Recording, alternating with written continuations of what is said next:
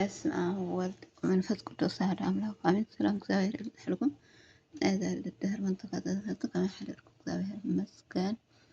ተባረከ ተቀደሰ ቀዳም ይግበረና ቃብጽሐኩም ጽሕና እና መልኩ ሎምን ከፍት ፈቃድ አምላክ መንፈሳዊ ሒዘ መጸለሁ መንፈሳዊ ጽሑፍ ሰናይ ምክትታል በህድአት ምጽባይ ትጽቢትካ እና ነውሐ ብዝከደ መጠን ካብ ዝሽገሩ ነገራት ሓደ ህድአት ምስኣን እዩ። እቶም ካብ ውሽጥካ ዝምንጨው ኮነ ካብ ደገ ዝውርወሩ ሕቶታት ንሂወትካ ከም ማዕበል ከናውፅ ይጅምሩ። እምበኣር ዶ ኣምላክ ሰሚዑካ እዩ ተቐቢሉካ ድዩኸ ክንድዚ ካብ ደንጎየ ደኣ ንምዃኑኸ ኣሎ ድዩ ዝብል ከበድቲ ሕቶታት ኣብ ተረበጽ ኮይንካ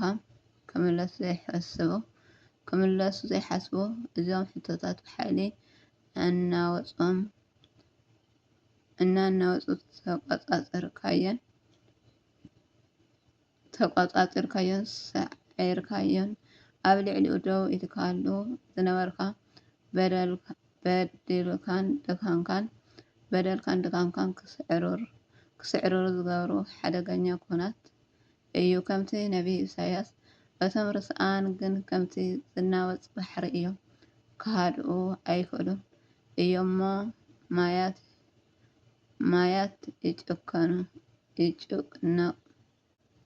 ማያትን ጭቃን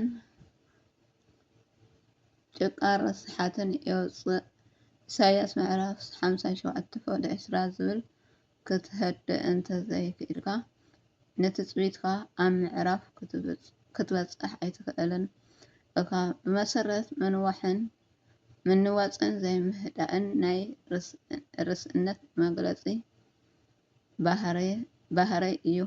ዳዊት ንኣምላክ ምጽባይ ህድኣትን እምበር ምንዋፅ ከምዘይብሉ ተጸበየ። ብምድሓነይ ካብኡ ይመጽእ ኣሎ።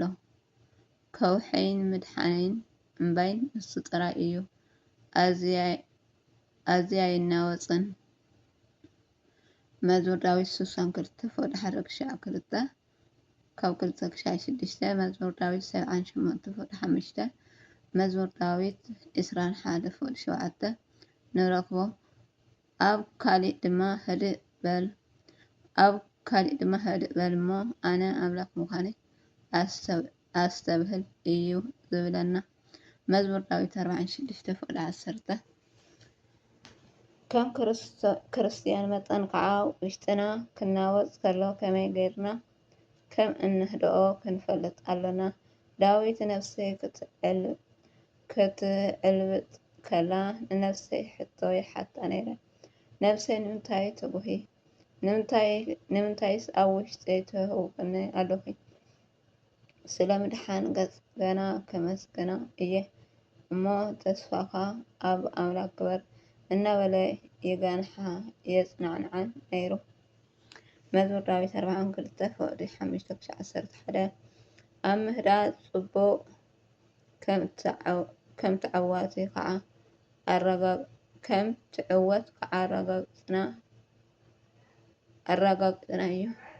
ከመስግና እየ እሞ ተስፋዬ ኣብ ኣምላክ ግበሪ እናበለ ይጋንሓ የጽናዕንዓን። መዝሙር ዳዊት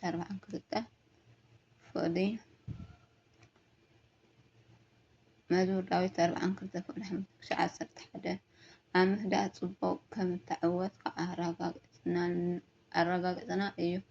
ኣብ መዝሙር ዳዊት ምዕራፍ 131:22 ነፍሰይ ኣህዳእክዋ ኣበልክዋ ከም ጡብ ዝሓደገ ህፃን ኣብ ሕቑፉ ኣዲኡ። ነፍሰይ ከም ጡብ ዝሓደገ ህፃን ኣባይ ከማ እያ ኢሉ ጡብ ዘይሓድግ ህፃን ህድኣት የብሉን ዘሓደገ ህፃን ህድኣት የብሉን ይብል እታ ዝከበረት ግዜ ሻዑ እያ ቀጫውጫው ይብል ይበኪ። ካብቲ ህይወት ዝሃበቶ ኣዲኡ ዝነበሮ ጥቡቕ ርክብ ዝፈላለየሉ ናይ መጨረሻ ጊዜኡ እዩ።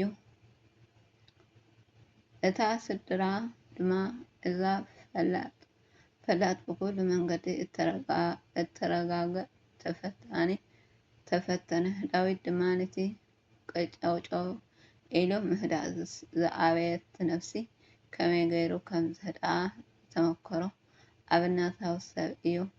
ንእግዚኣብሔር ሃዲእካ ምጽባይ እንተ ዘይክእልና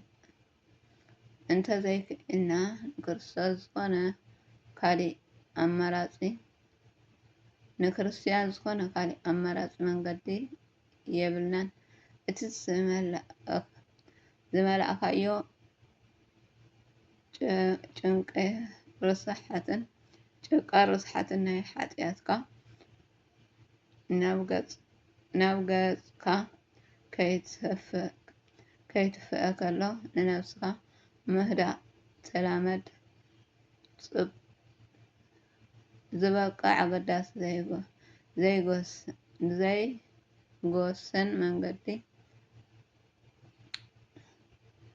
ዘይጓሰን መንገዲ ከም ዝኾነ ኣይትዘንግዕ። ብትዕግስቲ ምጽባይ ፍቃድ ኣምላክ እናገበርኩም ነታ ተስፋ ምእንቲ ክትረክብዋስ ትዕግስቲ የድልየኩም እዩ ዝብል ቃል ኣብ ኣእምሮና ወትር ክመላለስ ይግባእ።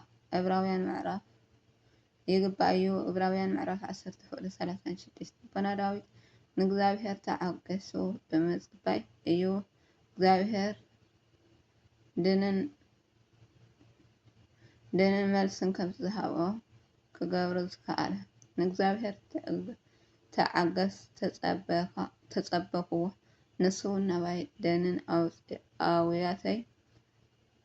ደኒን ኣውያተይ ሰምዑ። መዝሙር ዳዊት ምዕራፍ 4:1 እግዚአብሔር ናይቶም ዝጽበዩ ሕቶ ክጉስዮ ኣይክእልን እዩ።